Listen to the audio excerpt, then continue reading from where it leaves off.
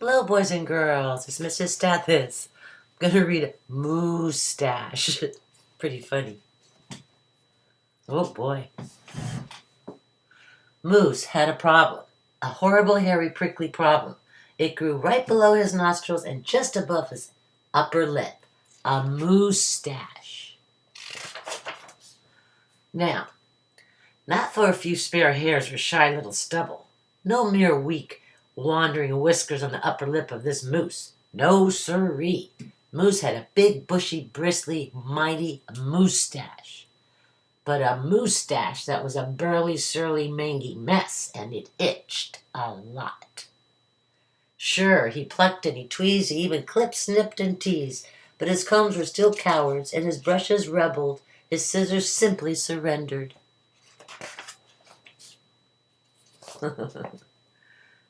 Moose was in a frizzy tizzy. This moustache was completely crimping his style. He was a great hoofer, but he could barely bop and hip-hop with a moustache going a flip-flop. He was a wonderful chef, but he simply could not flambe his soufflé with all of those whiskers in his way. And he was a daring skier, but how could he downhill race with the mighty moustache blowing in his face? Moose had to do something, and soon. But what? After days and days of much serious thought, Moose got an idea.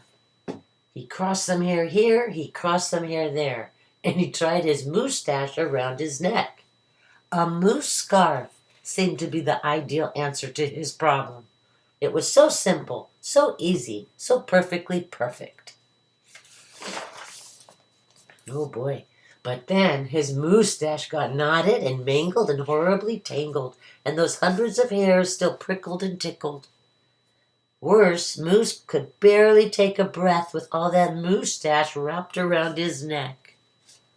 So, Moose untied, unwrapped, unknotted, and gulped in some fresh air.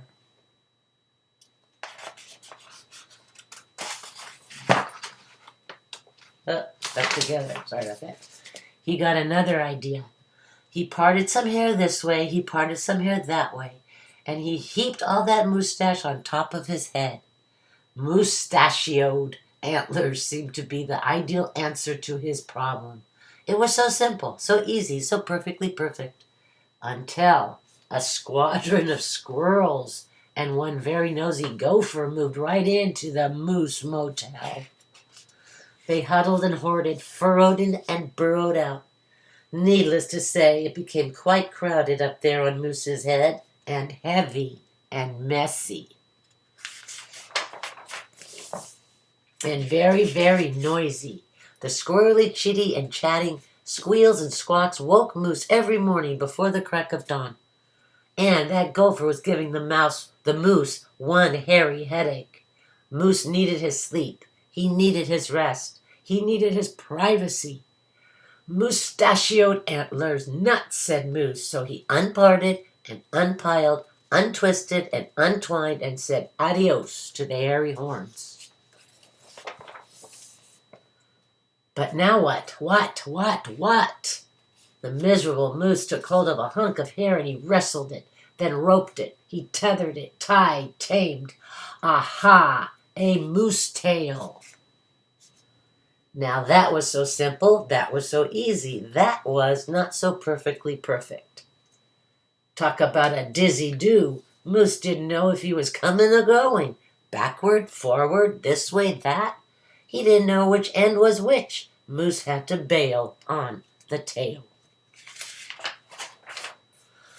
And so he thought and thought and thought some more, but no other idea was a worthy winner. Braids were a bother, a moustache sweater too sweltering. Net, not.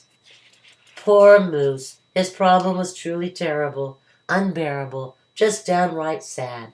He felt so alone, he didn't know what else to do. Then, call it fate, call it destiny, it was probably dumb luck, but one day Moose tripped on his moustache, and just had no time to duck. Oomph! Pardon me, they both said as they bumped. Then they blinked. Then they stared. And then their hearts went thumpity-thump. She was a moose with a bouffant so bodacious, outrageous, well, it was just plain old big. Hair after hair piled higher than high, a skyscraping dew of glorious curls, a tower of swirling twists and twirls. She was simply splendid, stupendous, absolutely superb. Of course, Moose had to ask how she did what she did to get such a dew.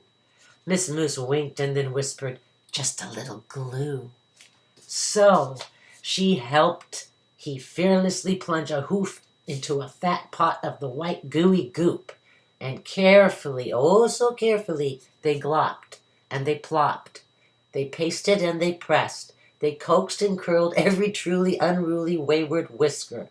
Around and around they tweaked and twirled those horrible hairs until Moose's once mangy mess was now a wondrous winding wave of marvelous Moosetache.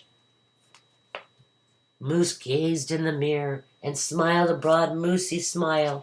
He was so happy, so glad, just giddy with glee. He looked dashing and handsome. Moose gushed, "Is that really me?"